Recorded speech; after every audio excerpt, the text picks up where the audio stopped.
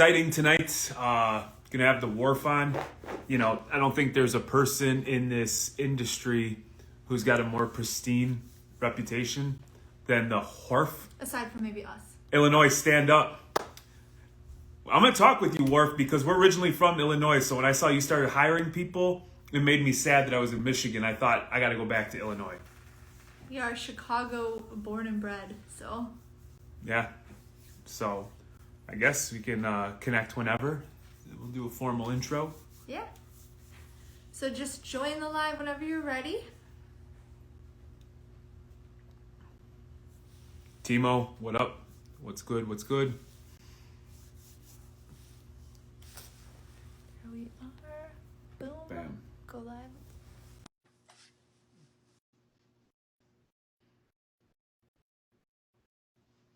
So is that lag? I know. It takes a second. There he is. Well, hello. Hello. What is up? How are you? I am great, man. I'm loving the Cubs hat. Thank you, thank you. I know it's gotta be a trip for you being up because I know you're like me. You get up at like 2:00 in the morning, Yeah. and so I'm sure this is well past your bedtime. So we appreciate you jumping on so late in the evening to chat with us.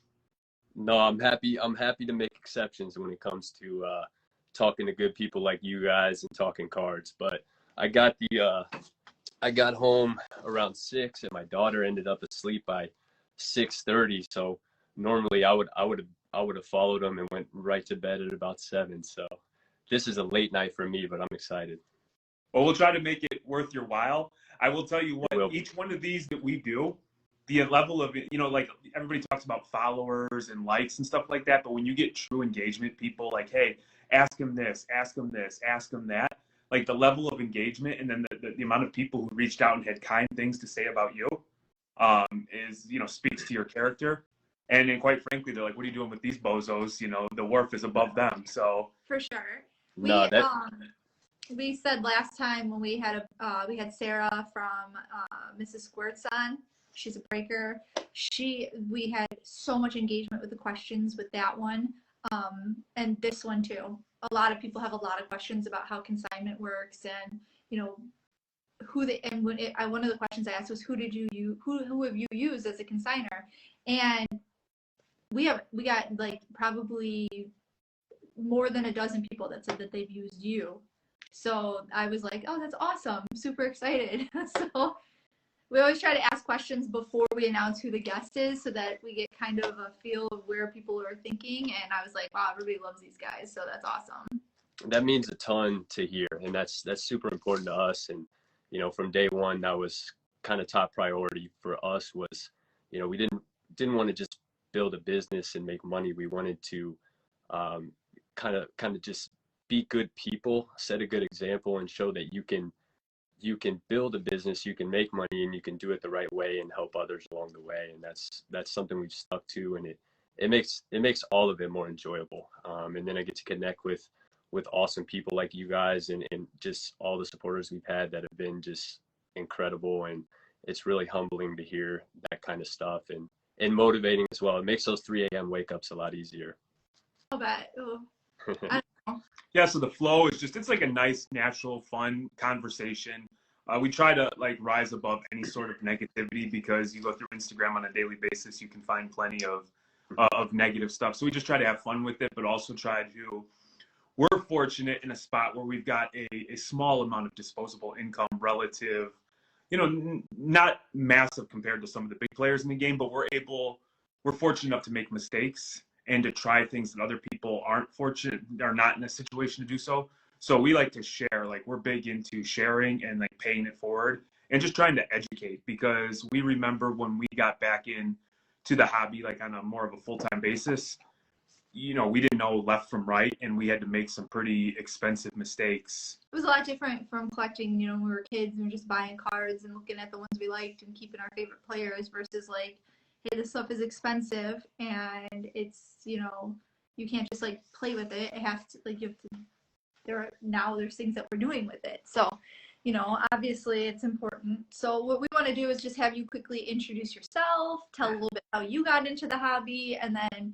maybe discuss your company and what you guys do, and then we can go into some of the questions that people have. Yeah, absolutely. So my name is Nick Frerichs, and I am the owner of the Wharf Sports Cards. I started the Wharf Sports Cards.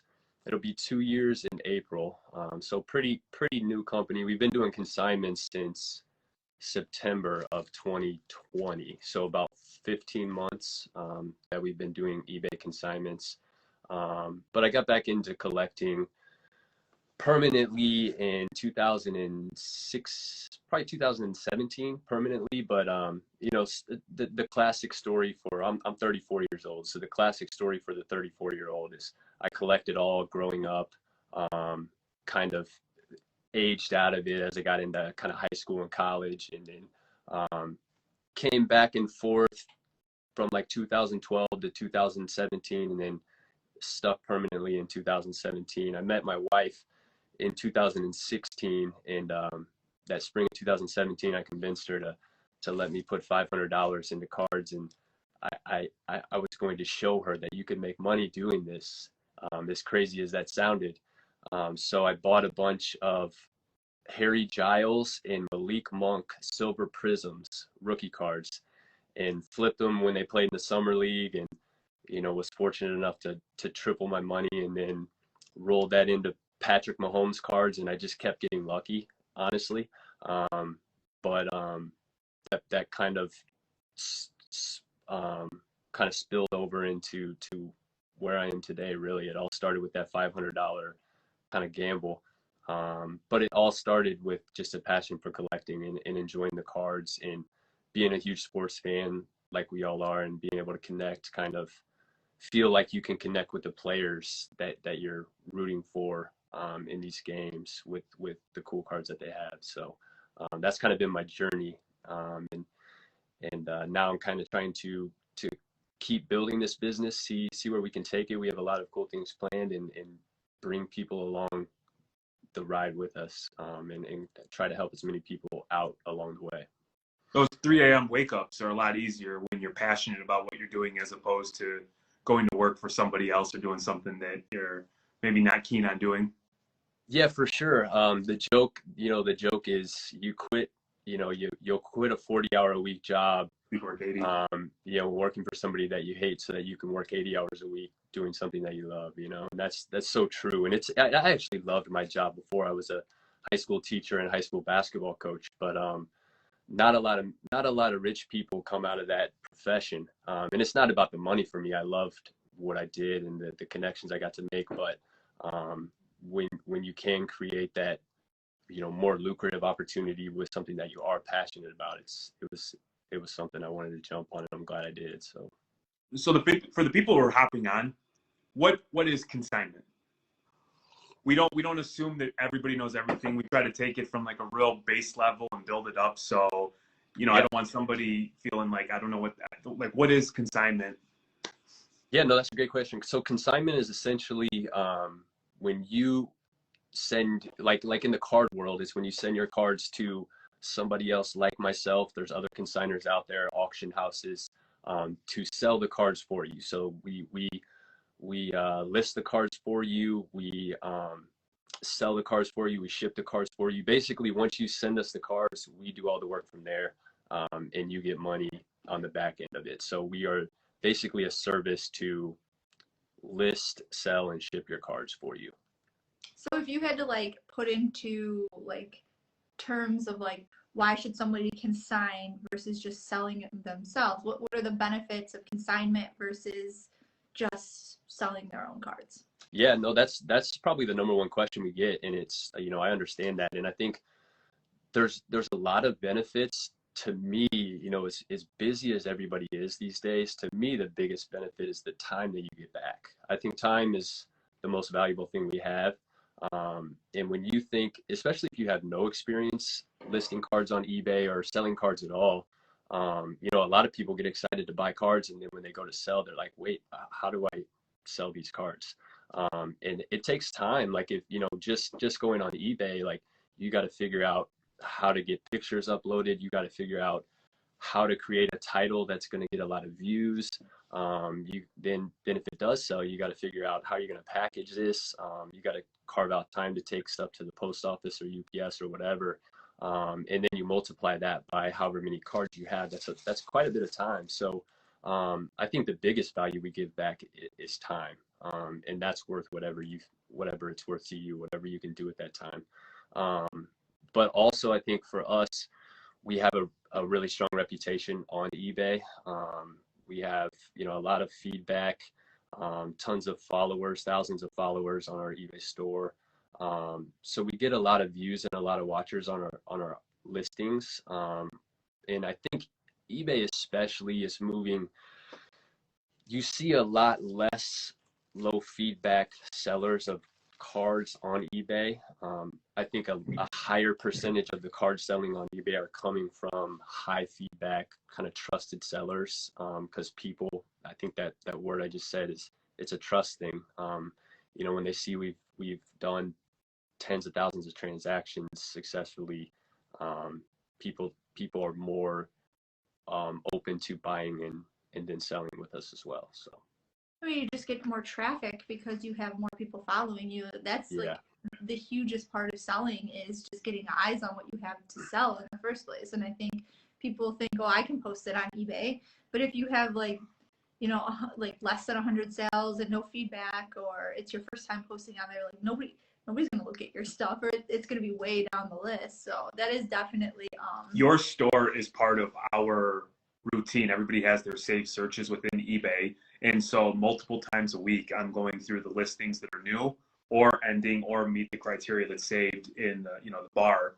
And so like your store is one of them that is in our just natural weekly rhythm of what we're checking. And we are eBay sellers with high feedback. We do lots of stuff, and we still consign with you because sometimes we have 4 kids. We do this. We have, we have jobs. So, and sometimes you have higher end cards where I'm like, this one will get more views with somebody that's got more followers than us. So there's I think a lot of all that is exactly right. Yeah, I know how busy you guys are. So I know for you guys, time is probably the most valuable part of that equation. But like you said, you guys kind of follow the store, and if you guys aren't following our eBay store, it's the-Wharf Sports Cards on eBay. But it really is convenient to follow those sellers that you like, their inventory, you've done transactions with them and you trust them. It's worth following them because it does show up first on your feed, and you can, create alert settings and stuff like that to where, when they list new cards, you always know. So that is something that's convenient and helpful in your eBay searches as well. And we will link your eBay store when we upload this to YouTube so people can easily. Awesome. Thank you. No problem. So when we talk about consigning and we talk about the fact that there are multiple consigners, what does consigning look like with the Wharf? What does it look like with the Wharf? And are most consigners have a similar business model? What sort of sets you apart? What does it look like with your company specifically? Yeah, so, I think all of the eBay consigners sort of have to have a similar structure. We all kind of structure our fees based off of eBay fees. Now, all of our fees are a little bit different, and there's different reasons behind that. But I think where we separate ourselves is, everybody kind of has, all the consigners kind of have their, kind of specialty or something that they do well at. But I think what the reason I created this business is I thought a lot of consigners did some things really, really well, but I couldn't find a consigner that did everything really well. And so we tried to really focus on, we wanted a clean presentation. We wanted to communicate above and beyond what is expected. I think that's extremely important, is always knowing what's going on with your consignment. And we've built out a tracking portal that not only breaks down your entire consignment, we share that with our customers. You guys have experienced this, where you can see your entire consignment and it breaks it down on, when it's listed, what it sells for, what you're going to get paid, all that good stuff. And you get notifications along the way when anything happens with your consignment. So I think our communication is top notch. But we've also have hammered down the speed aspect of it too. So when you send cards to us, we guarantee them the list within 3 business days. It's typically that day or the next day, unless unless it's a weird thing where we get a ton of cards on Friday and you know, they might not get up till Monday type of thing. But on the back end of that, you know, we list cards for auction on 7-day auctions, and we pay out our consigners within 3 business days of their consignment cards getting paid for. And it would be faster, but that's an eBay thing. When a card gets paid for, it doesn't hit our account from eBay for usually 2-ish days, sometimes 3. That's why we make it that 3 days. But you can get in and out of, you could decide you're going to send your cards to us today. If they get here by a Friday, you know, you could be paid within 10 days, 11, 12 days of deciding you're going to consign. And that's hard to find anywhere else, not only on eBay, but especially at the bigger auction houses. Those processes tend to take a lot longer. But I think, you know, we've been able to separate ourselves in those specific areas, and we're always looking at ways to do all of those things better and more efficiently, and then give back more to our consigners. Our payout rates are extremely competitive and the best on eBay above 5,000. If a card sells for more than $5,000, and the goal is to continually cut those rates as we scale to give back more to our consigners once we're able to do that from a kind of a capacity standpoint. That was one of the questions that we got specifically, was why is the payout percentage different regardless of the sale of the card? Like why is the percentage different? Yeah. It's not like a flat across the board. Yeah, we get that question is a common one, and you know, people also kind of lump in there like who pays eBay fees. That's a common question as well.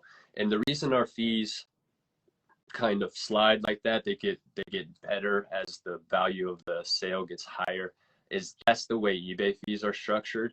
There's actually a kind of a standard fee until you hit a certain amount, and then the fees get way lower. And this is from eBay. So this is how we were able to scale our fees based off of eBay's fee structure, and essentially basically give back as much as we can on all the different levels of a sale price. I mean, that's super cool, because you could have just been like, it's a flat this much rate, and kept the difference between eBay and what that's super cool. You guys do that. So yeah, I think that's important because, you know, I still think we can be profitable and comfortable and give a lot of money back to our consigners and give a lot of value back to our consigners. And this was never about like how rich can we get, how much money can we make. It's about, you know, can we do this for a living, support ourselves financially, and then help a ton of people out and give them back time and money. So I think it's important too, because I think the true ROI for you is not the first time consigner, the second time consigner. It's when you've gone through the process with you folks, cradle to grave, you're going to get that repeat business and loyal customer base for, you know, I don't think I'll ever consign anywhere else just because of some of the stuff you mentioned. And for me, I work in infrastructure. So to me, communication is essential. That's important to me. And you guys always stop to answer whatever dumbass question I have, whatever stupid thing I send you. You take time, and I know like those chunks of time add up to answer our questions and put us at ease. And it's like it's legitimately like send it out, forget about it, and then you get the note from PayPal or whether it's ACH or you have an electronic transfer that the money hit. For sure, I 100% agree. And there's a level of, you know, you remain anonymous because some people don't want to be tied to a certain card that they're selling because, you know, they don't want to get mixed up in anything like that. So I think it's, in my opinion, you not taking every last cent and giving back to fellow hobby participants is important for long-term growth in this, thanks Collective Indie, in this hobby that we all love. So I'm just gonna like continue on with the financial part of this because it's so intriguing to me. When somebody sells a card, you know, on eBay, especially because this is a thing that everyone's. So first of all, I'm gonna start with like the $600 like thing has been a thing for all of eternity. It's just now eBay sending out 1099s this year, right? So that is a tax liability, and people are talking about it. It's a big deal. When they consign with you, eBay's not going to send me as the person who sends you the card the 1099. They're going to send the Wharf the 1099. So is that tax liability now your issue, or do you send out 1099s as the consignor to people? How does that work? Are you just like people?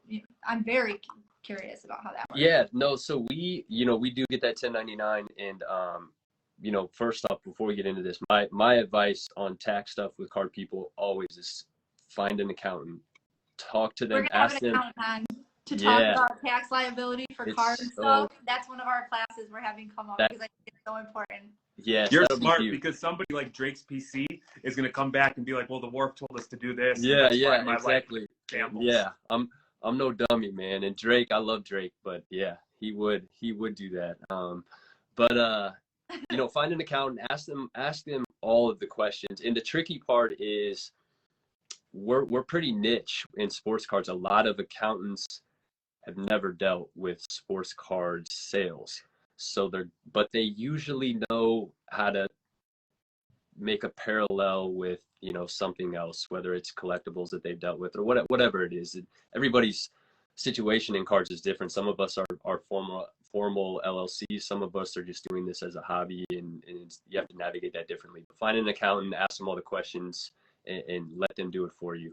And my advice is always report everything. Like it's I don't think it's worth it to duck that kind of stuff. But we get the 1099, and we don't send out 1099s to our consigners.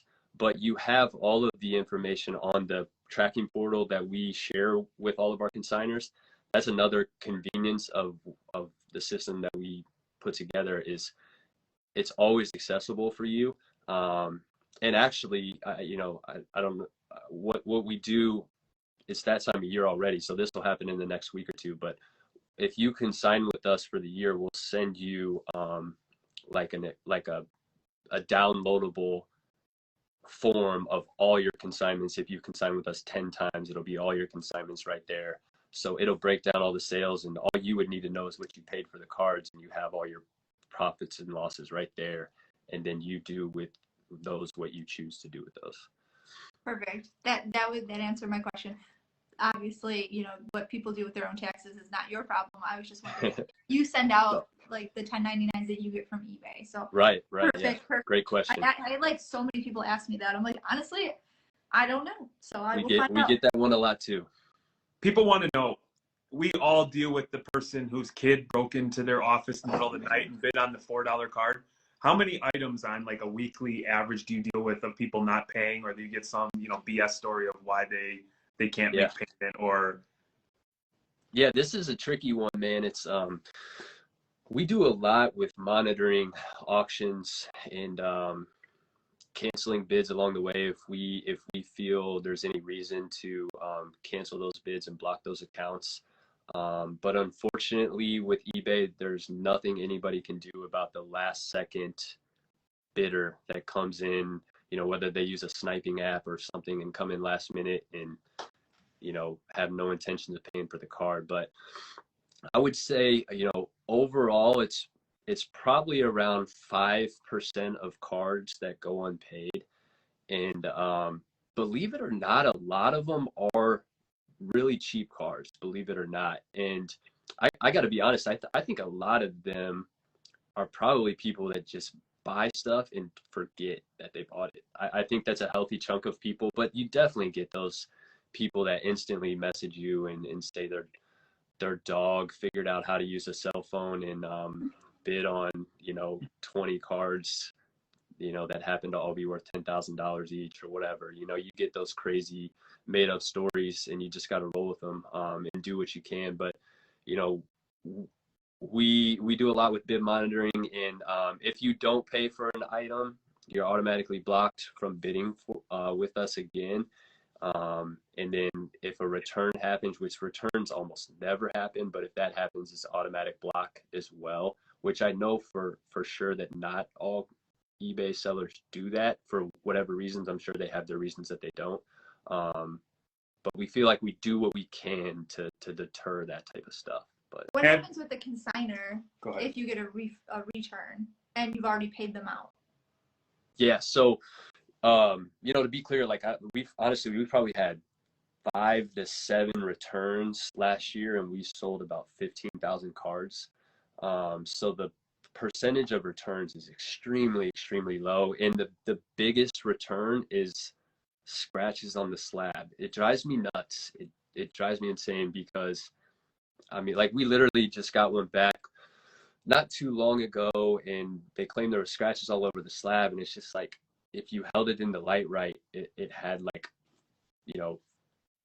little scratches, but what are you going to do about it? But what happens is if we already paid out the consignor, we will let them know when we got a return, and they can either send us the money back and get the card back if they choose that route, or we can relist the card and settle up the difference after. So if that card sells for less, they would owe us a little bit of money. If that card sells for more, we would obviously owe them money. And we always offer, like say you have a balance with us, say it sells for $100 less, you owe us $100. You can always send us in more cards, and we can just take it off that balance and figure that out. We try to work with people in that regard, but like I said, it rarely happens. Have you reached a status with your business where you have direct contact with eBay, where you can, talk about things you see in the market, provide suggestions, and they respond, or are you not on their radar yet at this point in time? So somewhat, you're able to have access to these kind of seller groups once, they decide you can have this access, where you can voice opinions and kind of provide input. But beyond that, it's kind of just like they do what they want to, they do what they do with it or don't do with it. But yeah, I think the goal, is always to make everything better for the people in this hobby, whether it's the buyers on eBay or the sellers on eBay, but I think hearing from people that are in the trenches of the card world, that's the most valuable input you can get. So I like to think that they are taking that input and doing stuff with it. I think eBay has their obvious kind of weak spots that we all kind of talk about, but I like to think that they're 1 or 2 moves away from being a perfect platform. Honestly, I mean, 1 or 2 moves in the right direction, and they're checking all the boxes. I'm seeing some people ask, I'm going to back up a little bit. When a card goes, like if somebody cancels or doesn't pay, do you like reach out to the consignor and then relist it? Does it go to the next lowest bidder? I don't even know if you can do that on eBay. It would be rerun, right? Or do you rerun it if they want it to be rerun? Yeah, so we our standard policy is to automatically rerun the card. We typically, if it's a higher end card, like, the more valuable the card is, or if we have a relationship with that person, we usually kind of reach out and just say, hey, I just want to make sure you want to relist this. But our standard policy is to automatically relist the card. In our submission process, I believe it's in our terms too that you agree with when you submit, but we have a request or comments section on our submission form where you can request anything. So if it's, that's something you can easily request on there. If you say, hey, if this doesn't get paid, I'd like you to contact me first on how to move forward, we can easily accommodate that request. But our standard policy is to go ahead and relist the card on auction. I think that's a really good segue into my next question is, how do you organize your sales, all the cards that you're taking in? Like when people, like if they're filling out forms that have like little details, like contact me before this card's, like how do you keep track of, like, Jeremy and Courtney want us to contact them, but Springs just wants us to relist it? Like, is there a tracking tool, or how do you deal with that? That seems like so much work. Yeah, no, it's something, as we scale, we've had to make we had to create systems, essentially create systems and make them as efficient as possible and tweak them as we go. But we've been able to build out a sort of database that when consigners So if you want to submit cards with us, you would go to our website, the wharfsportscards.com. There's, a couple ways on the website that you can create a submission, but you hit the create a submission button. There's a quick form to fill out with just like your name and, how you want to get paid and your payment information, whether it's PayPal or whatever, how many cards you're submitting. I mean, it's a quick form, but that form, once you submit it, it comes into our database with all the information there, kind of organized the way that makes sense for us on our end of the database.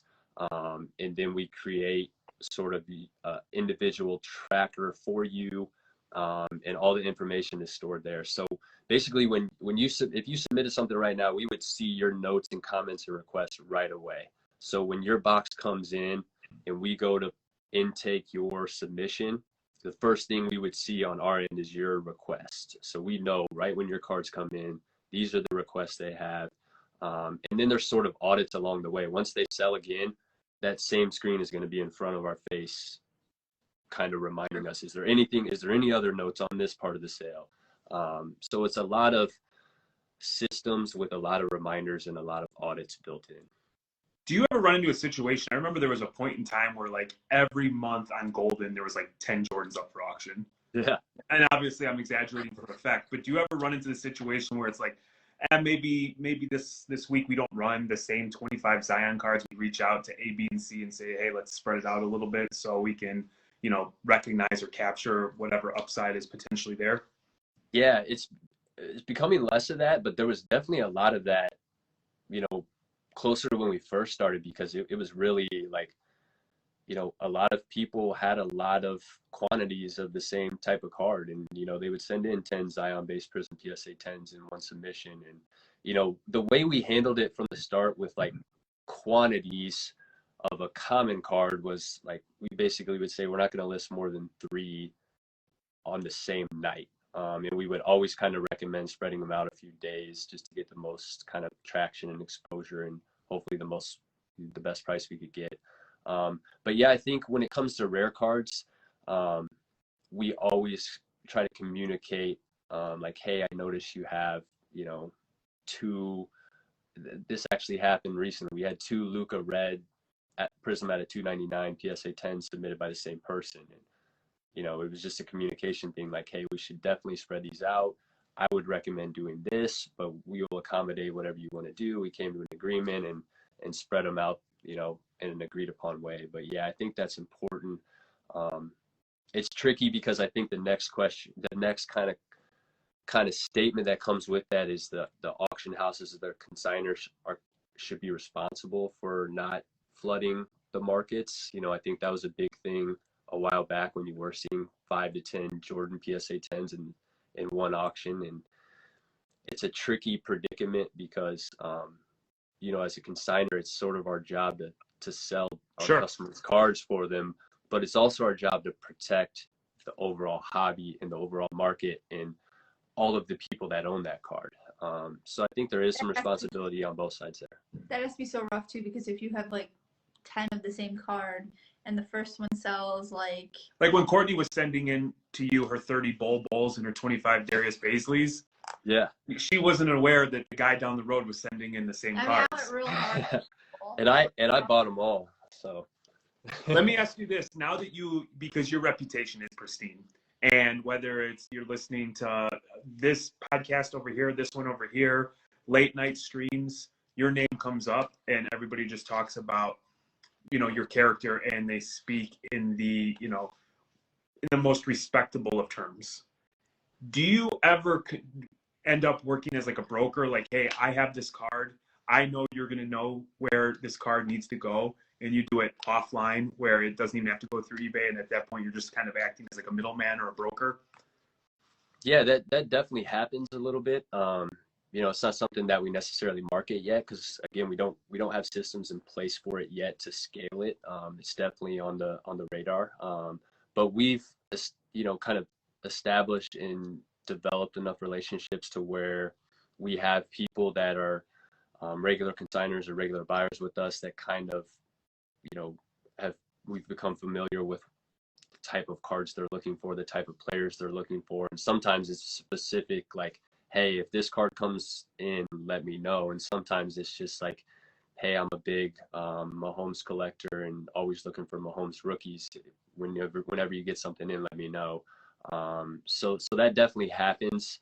But a lot of the times people want their stuff to go to the auction. Honestly, they want to see what it can do on the open market, in a competitive sort of environment. But we definitely do private sales when, when something comes in that we know one of our customers might be interested in. So let me ask you this.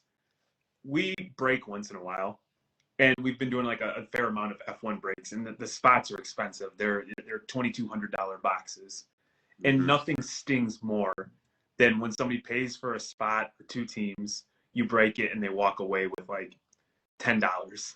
Is it ever painful when you post something and for whatever reason, whether it falls on a holiday or God only knows what, people just aren't spending, that a card that, maybe is like a 4 or 5 figure card goes for like woefully less than what the expectation is? Like, just as like a human being, that's got to like not be the greatest feeling. No, absolutely. And, it happened a little bit kind of on the run up to Christmas. And, naturally the market is always kind of soft then, and people are doing so many things and spending, a lot of their money on other things. But, you always think you're going to get the most for a card when you send it to auction.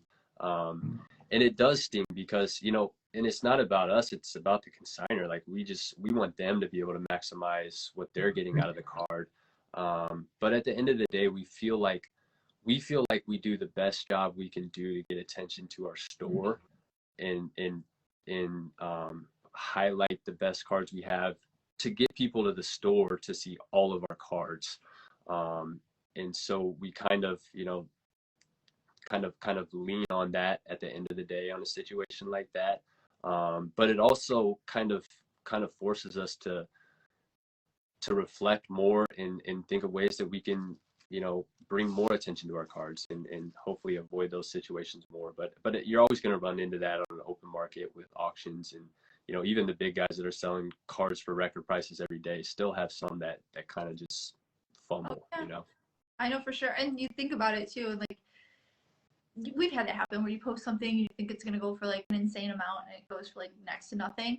And it's disappointing, but you think like if it's going through you and it's not hitting where you were hoping, imagine if you're selling it on your own private eBay where you don't have nearly the amount of eyes on it, you probably would have got even less. So, everything unfortunately is up to what the market's going to do. And I don't necessarily think that it would be the consignor's fault, and nor should it like be placed. No, that's not at all what I was just suggesting, but it would be like. No, I know, but I feel like some people would be like, "Oh, I'm never gonna get a sign again because my card didn't sell." Well, you sold it the week before Christmas, and everyone's buying Christmas presents. So that's right. That's what happens. That we've done it. Everybody's sold a card and it didn't sell where you wanted. So it's a bummer, but it is what happens. Just like with break, like you were saying. And I think that's the beauty of auctions is I think that's the real market value of a card. I think the market is literally telling you in real time what that card is worth at that exact moment. And I think, if it's on eBay and it's with us, like it's getting the eyes it's going to get, and it's going to go for what the market says it's worth, I think. I agree 100%. So we talked a lot about buyers not paying. But we've all bought a card and in an auction where it sold for like significantly less. Like we got it at like a deal. We're like, hell yeah, I just got this $500 card for $199. And the the seller cancels the auction. Do you ever have your sellers? Is there like, do you have a stipulation where like it's your reputation and if you sell with us, it's selling, you can't like cancel an auction once it's sold, or if you disappointed? How does that work? Yeah, no, absolutely. We would never cancel a transaction after it's sold, for sure. Like you said, the reputation that comes along with that type of decision is not going to help anybody moving forward.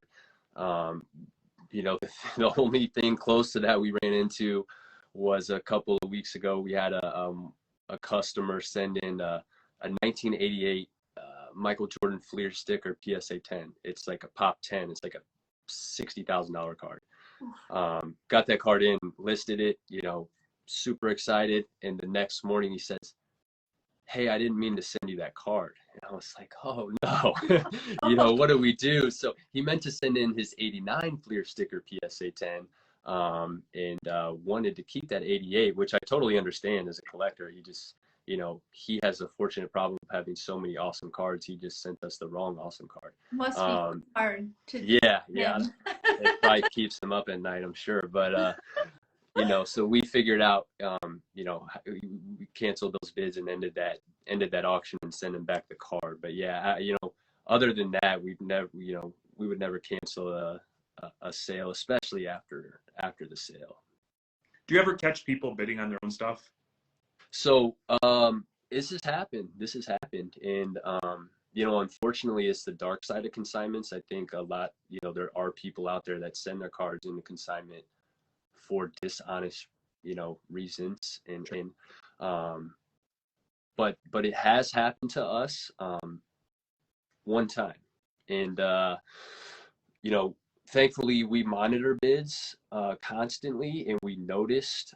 So for one thing, when you submit with us, and you could easily lie, but we ask for your eBay ID for this purpose to know if you're bidding on your cards, but you could definitely lie. I like to think we're a bunch of honest, ethical people, but unfortunately not everybody is. But I noticed that, you know, somebody was bidding on this card with an eBay ID that was very close to their actual name.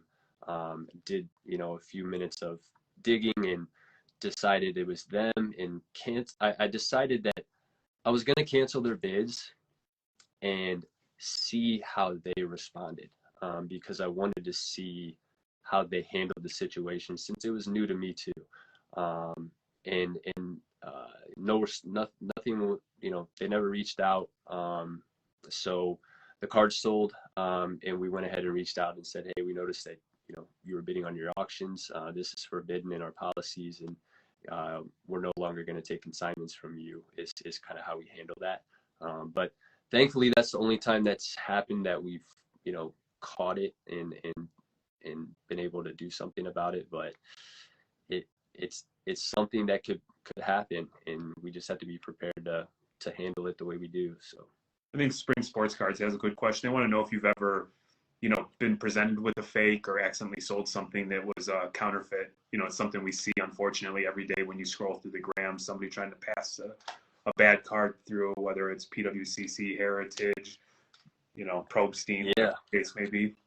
This is a tricky one. So, you know, to our knowledge, we haven't sold anything that was fake. But we actually, this just happened last week. You know, a regular consigner who's a person that I believe is an honest, trustworthy person, sent in a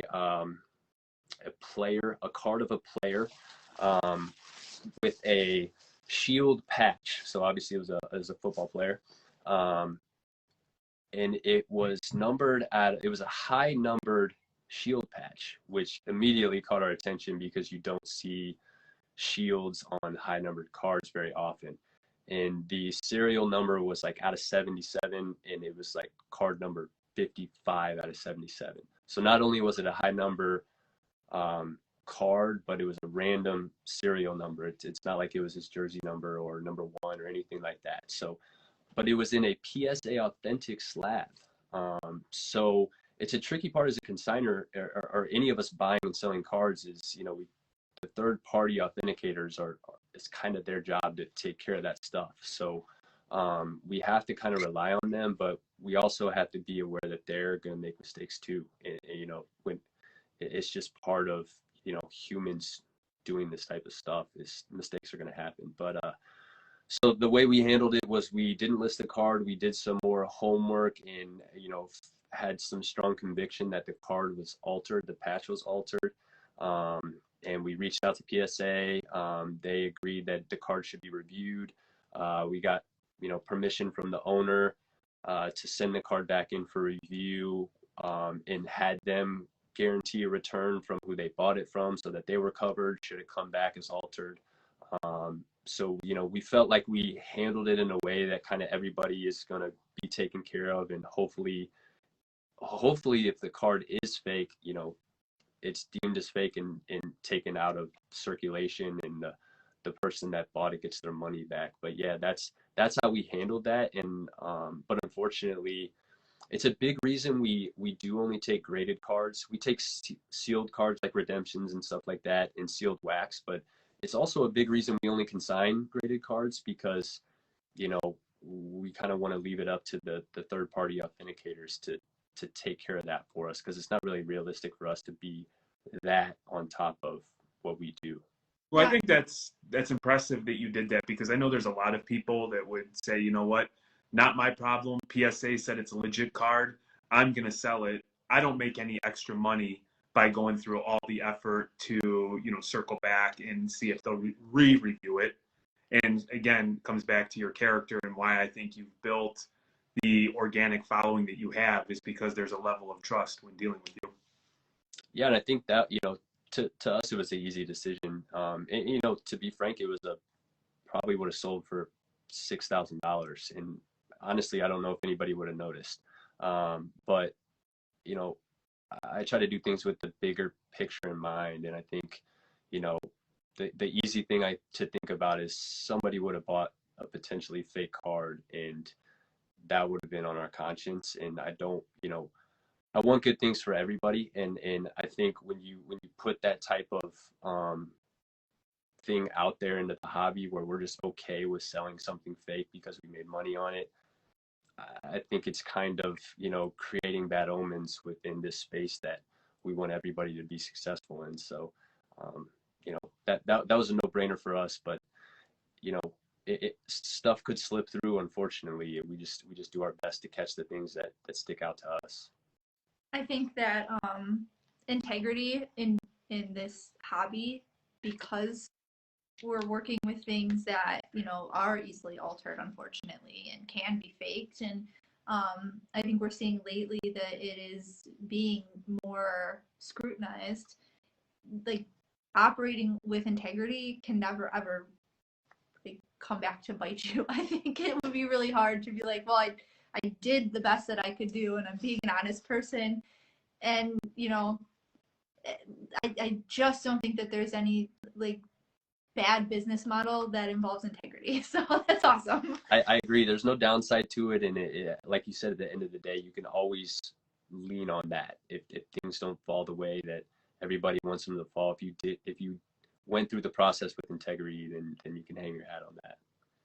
So we know it's well past your bedtime. We want to be respectful of your time. I know you're in the process of hiring people. What's next for the Wharf Sports Cards in 22? And then we'll wrap it up with a giveaway. We try to end every live and, reward the people that hung out with cards, wax, whatever the case may be. Yeah, no, so, man, we're so excited for 2022. So we hired a couple people. We put that ad out the other day on Monday. I think we're going to have somebody hired by the end of the week on that.